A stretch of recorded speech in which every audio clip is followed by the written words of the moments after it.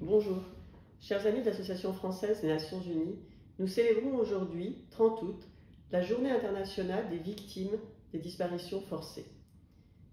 Je voulais vous en parler à plusieurs titres, mais d'abord, de quoi parlons-nous? Une disparition forcée ou involontaire. Ce n'est pas un kidnapping contre rançon, ce n'est pas une disparition dans une catastrophe naturelle. Une disparition forcée, c'est un enlèvement pour motif politique. C'est un acte de répression.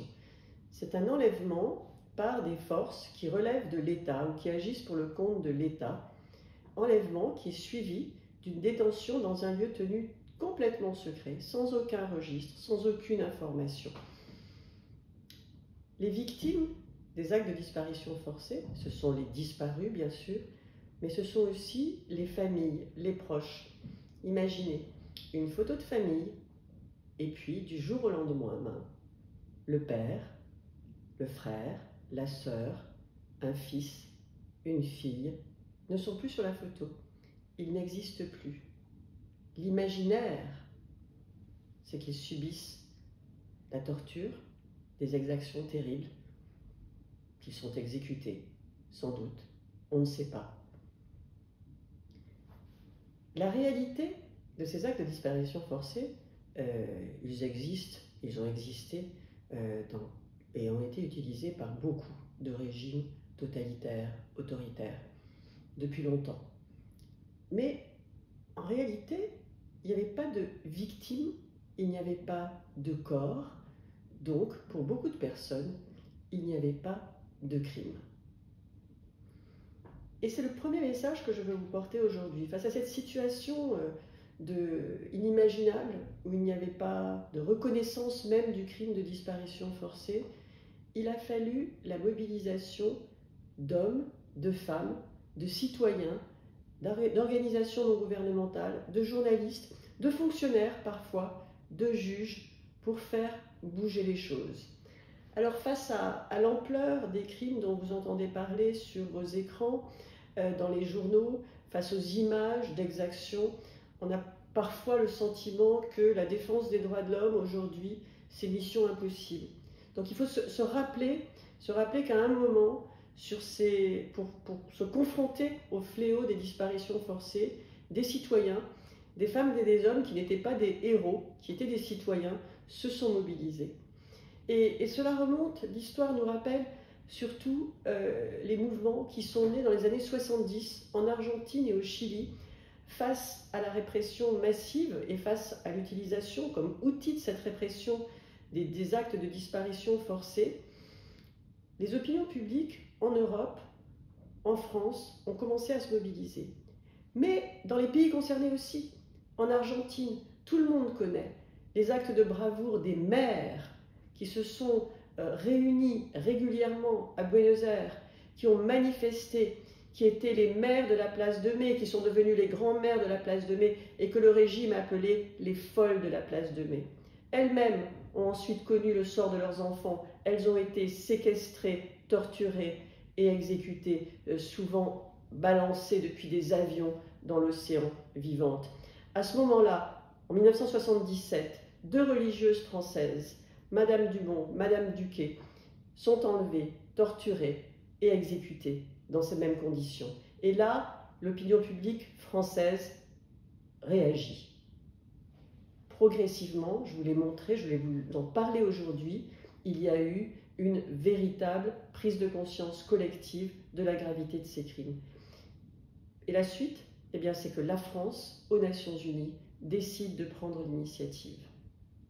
Un groupe de travail sur les disparitions forcées et involontaires est créé en 1980 aux Nations Unies.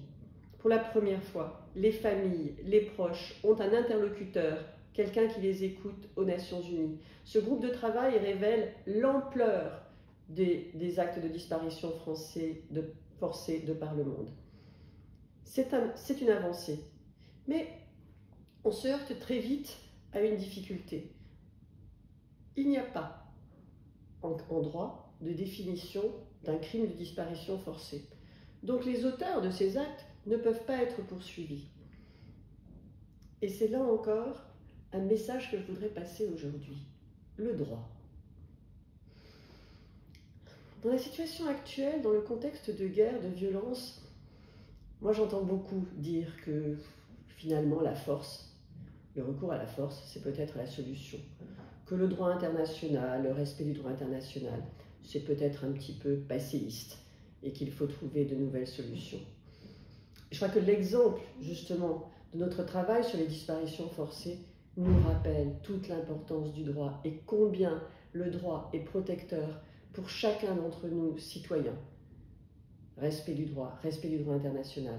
C'est dans cet esprit que la France prend l'initiative, là encore, dans les années 80, d'un premier projet de déclaration des Nations Unies sur la protection des personnes contre les disparitions forcées ou involontaires. C'est un expert français, c'est un homme, c'est un magistrat français, Louis Joannet, qui est le premier à prendre la plume avec des associations françaises et des associations latino-américaines. En 1998, une nouvelle étape est franchie. Nous négocions le statut de Rome de la Cour pénale internationale. Et là, pour la première fois, dans ce texte, le crime de disparition forcée, s'il est commis dans le cadre d'une polypratique généralisée ou systématique, est qualifié de crime contre l'humanité. Ensuite arrive la Convention des Nations Unies sur les disparitions forcées, là encore négociée par la France, adoptée aux Nations Unies en 2006, ratifiée aujourd'hui par 77 États, signée par 98 États. C'est une convention qui vit parce que le phénomène de disparition forcée, il n'a pas disparu, il est encore très actuel, donc vous avez encore plusieurs États qui chaque année ratifient cette convention. Très récemment, l'Afrique du Sud, la Côte d'Ivoire ont ratifié la convention.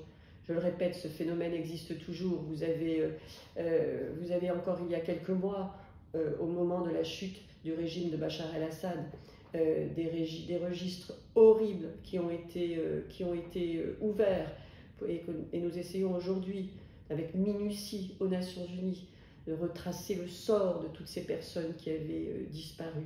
Les disparitions, c'est aussi l'actualité. Plus de 1000 cas recensés chaque année par les Nations Unies. Et j'en viens peut-être à mon troisième message. Que faire? Comment agir? Alors bien sûr, le ministère de l'Europe et des Affaires étrangères, que je représente, se mobilise, informe les citoyens, tente d'obtenir une ratification plus universelle de la Convention sur la protection des personnes contre les disparitions forcées. Mais peut-on faire mieux?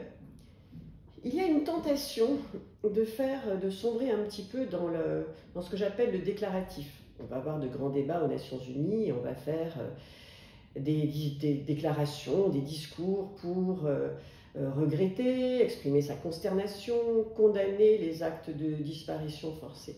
Je crois qu'on peut aller un peu plus loin. Je pense que dans nos pays, même en Europe, en France, en Europe, nous pouvons essayer d'en revenir un peu aux fondamentaux, si je puis dire. La défense du droit, le respect du droit en tout temps, le respect des mécanismes des Nations Unies. Réformer les Nations Unies, c'est bien, c'est utile, il le faut, la France le fait, la France le demande, et la France ne recule devant aucune réforme, y compris au sein du Conseil de sécurité ou ailleurs. Avoir plus de résultats, avoir plus d'impact, là encore, la France dit oui. Mais la petite musique négative sur l'inefficacité des Nations Unies, l'illégitimité des Nations Unies, les Nations Unies sont-elles vraiment la solution au XXIe siècle alors qu'elles sont nées en 1945 au lendemain de la guerre? Toute cette petite musique-là, elle ne sert personne, sinon les régimes qui font des crimes un outil de leur maintien au pouvoir. Elle ne sert pas les victimes et elle ne sert pas nos citoyens. Alors si j'avais une chose à recommander, hein, je n'ai pas de grands slogans, je n'ai pas de solution magique, mais peut-être, chers amis de l'Association française des Nations Unies, redire des choses simples. Les Nations Unies sont notre meilleur cadre protecteur. On ne défendra pas nos droits, on ne défendra pas les droits des citoyens en se repliant sur nous-mêmes. On ne peut rien faire seul, ni dans le domaine des droits de l'homme, ni dans le domaine du développement, ni dans le domaine de la paix. Donc la plus belle enceinte pour avancer et pour nous défendre, pour défendre nos citoyens, c'est l'enceinte des Nations Unies. Alors tout ce que nous pouvons faire pour conjurer cette petite musique négative, vous trouverez la direction des Nations Unies que je représente à vos côtés et à votre disposition. Merci.